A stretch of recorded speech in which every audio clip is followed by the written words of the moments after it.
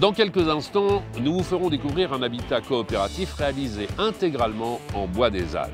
Mais en attendant, vous allez découvrir un endroit qui n'ouvre pas souvent ses portes. À Bordeaux, un institut technologique mène des recherches et réalise des expérimentations sur les bois utilisés pour la construction. On y trouve notamment une technologie unique au monde, un simulateur de tremblement de terre.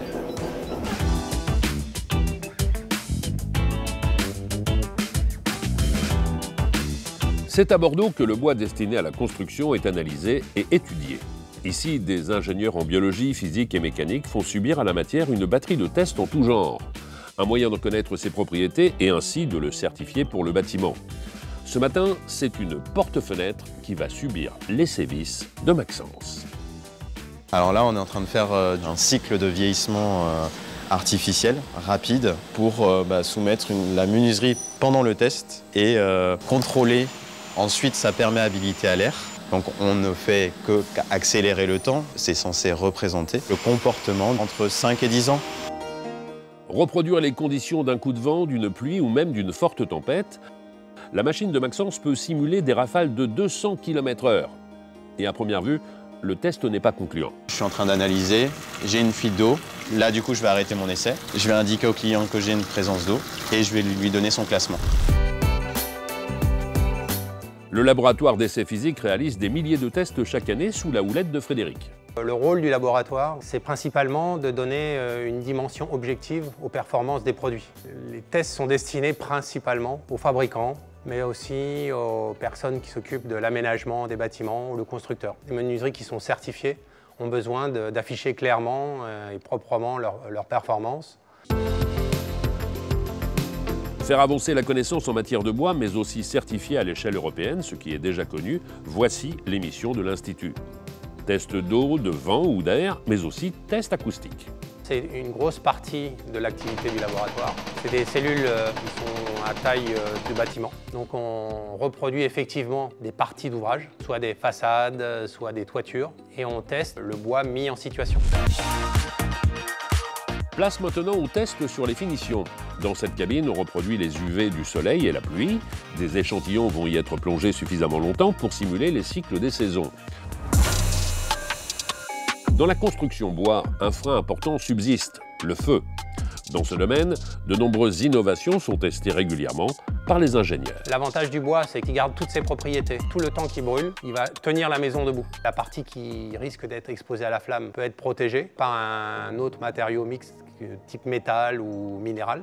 Des traitements de surface peuvent aussi être utilisés pour retarder l'action du feu. C'est justement ce qu'on teste aujourd'hui avec Céline. Donc on simule un incendie, un départ de feu de poubelle dans l'angle d'une pièce. Ici, nous sommes sur du bois qui a été ignifugé en surface, donc qui se comporte bien mieux qu'un bois non traité.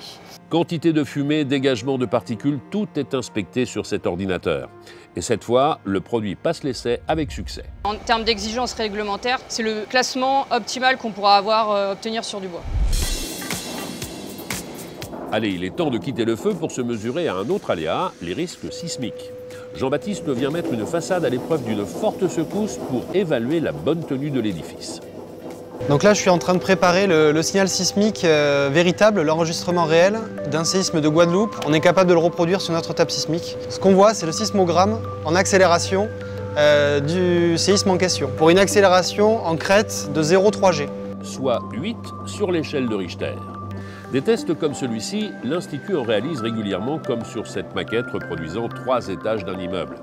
Éprouver la solidité du bois, c'est aussi le rôle du laboratoire mécanique. Livy vient ici tester la robustesse d'une poutre en pin des Caraïbes. Une pression de plusieurs tonnes est exercée sur le madrier jusqu'à rupture. Connaître le bois, c'est mieux l'appréhender et en matière de construction, la filière doit rattraper son retard. Le bois, c'est un matériau ancien qui a été appris en main par des artisans et c'est sur la base de l'expérience que cette filière s'est construite. Ce qui n'est pas tout à fait le cas de la construction en béton ou de la construction métallique, où dès le début, ça a plutôt été des ingénieurs qui ont rendu scientifique la chose et on a pu modeler les propriétés mécaniques du béton en fonction des dosages. Il n'y a pas de mauvais matériaux, il y a des mauvais concepteurs, des mauvais utilisateurs. Mais aujourd'hui, il y a des bâtiments très anciens qui sont encore présents. Regardez Notre-Dame, les bois sont très anciens. Mais il y a encore plus ancien que ça, tout ce qui est naval, ainsi de suite. Donc oui, on a du recul. On a rendu la chose scientifique il y a très peu de temps. On est encore à l'adolescence de la connaissance de ce matériau. Et il est important de connaître les essences pour mieux les exploiter. Il y a 70 ans de ça, on a testé tout ce qui était sapin, épicéa, ainsi de suite. C'est les arbres, les essences de bois que vous allez trouver dans les constructions. Demain, on va pouvoir utiliser l'ensemble des bois locaux. Et la France, c'est pas que de l'épicéa, du sapin, du pin, du douglas, ainsi de suite. C'est également des feuillus, du chêne, du châtaignier, du hêtre.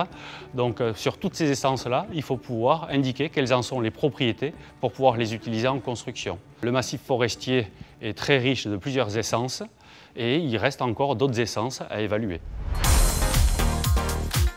Évaluer le massif français et adapter notre outil de transformation pour être plus armé face à la concurrence européenne.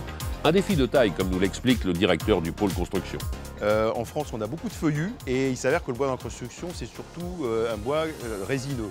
Pourquoi? Parce que les standards et tout le travail normatif a été fait par les grands pays de construction bois et les Scandinaves, les Allemands, ou avec des massifs essentiellement de résineux.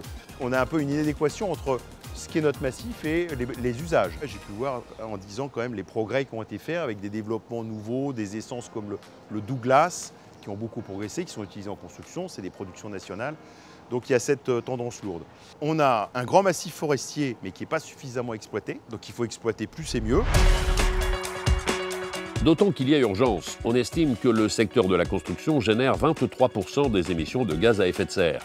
Une empreinte écologique qui pourrait être réduite grâce à l'utilisation du bois, un matériau qui piège naturellement le dioxyde de carbone. Recyclable, renouvelable et local, les avantages du bois sont nombreux. Encore faut-il bien le connaître et sur ce chantier, il reste encore beaucoup à découvrir.